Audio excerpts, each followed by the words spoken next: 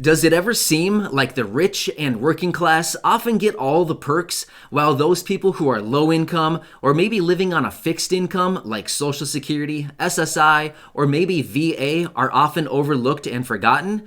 Well, it's because it's true. And in this video, I'm going to be going through some different examples with the current situation that we're in and showing you how the rich and the working class have been able to make it through this, while the low income and those living on a fixed income have actually continued to suffer and have been hurt the most. Let's get right into it and talk about it. But hey, if you're new here, my name is Matt. Welcome to the channel. Thanks so much for checking me out. Please be sure you're subscribed by hitting the button down below. And if you're returning, thanks so much for joining me once again and allowing me to come into your home on a daily basis with my videos. So thank you so much for your continued support. It truly means so much for you to continue coming back. So thank you so much. Let's get right into this and talk about it. So like I said, I'm going to be giving you real life examples of how the rich and the working class have been able to make it through this whole situation with not much harm, while the low income and fixed income individuals have actually continued to suffer and actually are continuing to be hurt even more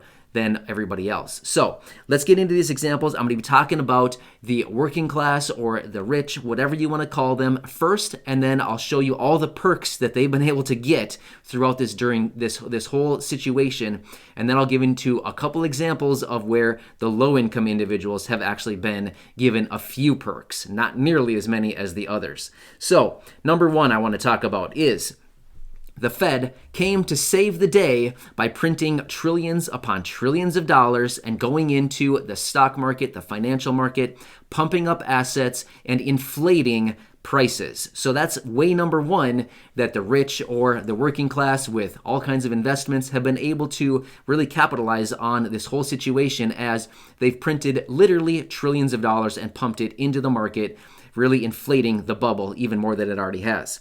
On top of that, we have the PPP program. This is for small business. Once again, it's a way for small businesses to access all kinds of money from the federal government or the Small Business Administration. Same thing, federal government, they're the ones funding it. Either way, it's the same thing. But in other words, to get a whole bunch of money from the government and to not have to pay it back. In this instance, if it's done right, of course, this is specific to each business owner, and provided they do everything right, they can get this loan. They call it a loan, but eventually it's a loan that can be forgiven. They don't need to pay it back in most instances. Again, if you're one of these people that's going to get a PPP or you have one, of course, you need to talk to your accountant and your bank and stuff like that in order to get that forgiven. But this is not advice in any way. Also, there's another program, the EIDL grant. Many businesses know about this, and many businesses took advantage of this back when the applications were open and they were doing this.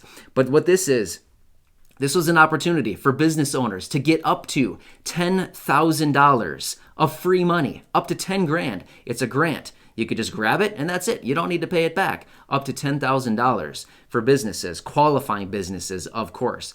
But it's not just 10 grand and that's it. But it's $1,000 per employee up to $10,000. So another way, and this is in addition to the PPP. So this is something totally different, up to 10 grand that these business owners could have grabbed. So, and you don't need to pay it back. This is a grant. Just if you're approved, 10 grand, boom, there you go. Get to keep it.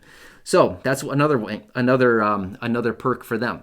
Here's another one, mortgage forbearance. So this is for those people who own a home and have a mortgage. You can get mortgage forbearance. In other words, what that is essentially deferring your mortgage payments for up to 12 months. Of course, there are some different processes that you need to go through, have a conversation with your lender, your bank, whatever it is.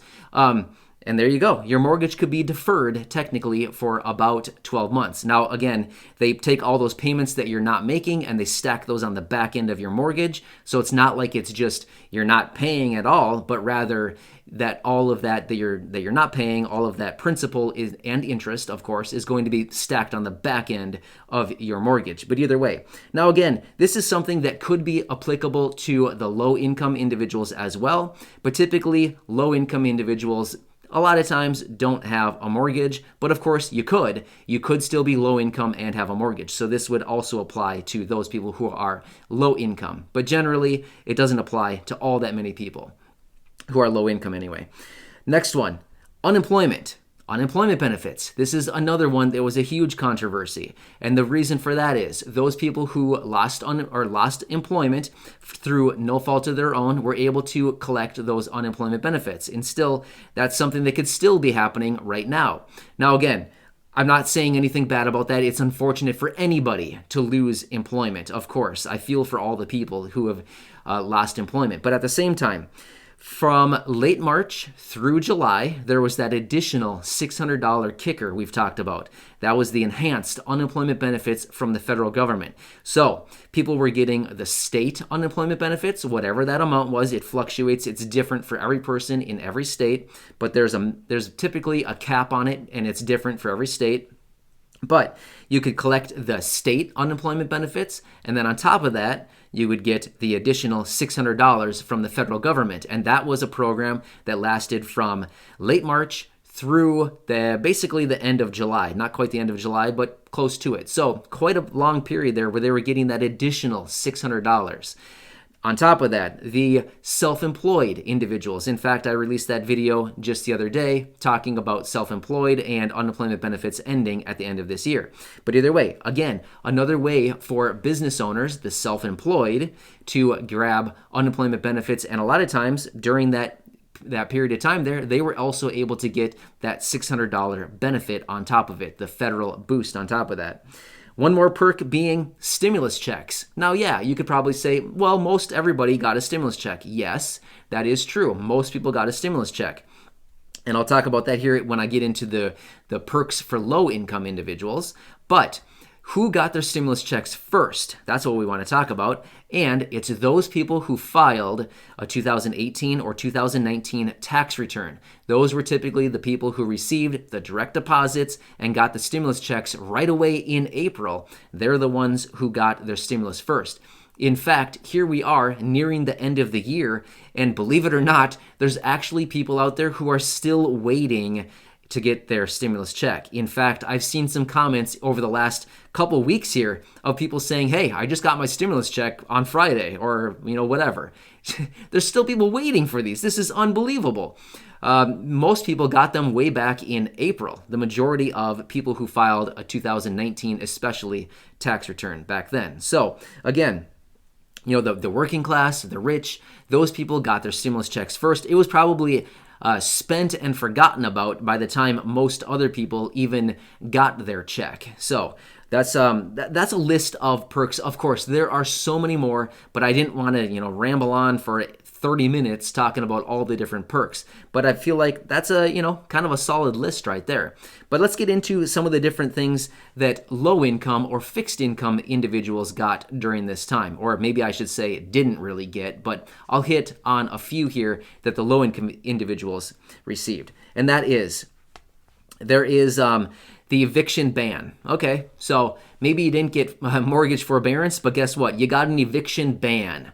So in other words, you can't be evicted from your place, wherever you're renting through the end of the year. But guess what? Comes January 1st, if we don't get anything from Congress, you could be on the street. Now, of course, we definitely do not want that of any way, any kind, but that's just something for renters who, were facing potential eviction that couldn't pay their rent during this very difficult time with prices going crazy out in public, out in the grocery store, at the gas station, wherever you go. Prices have been going absolutely crazy over the last few months. So that's one thing to think about.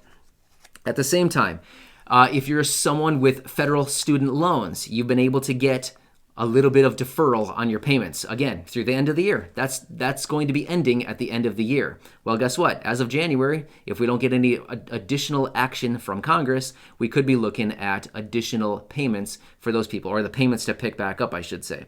So that's another thing.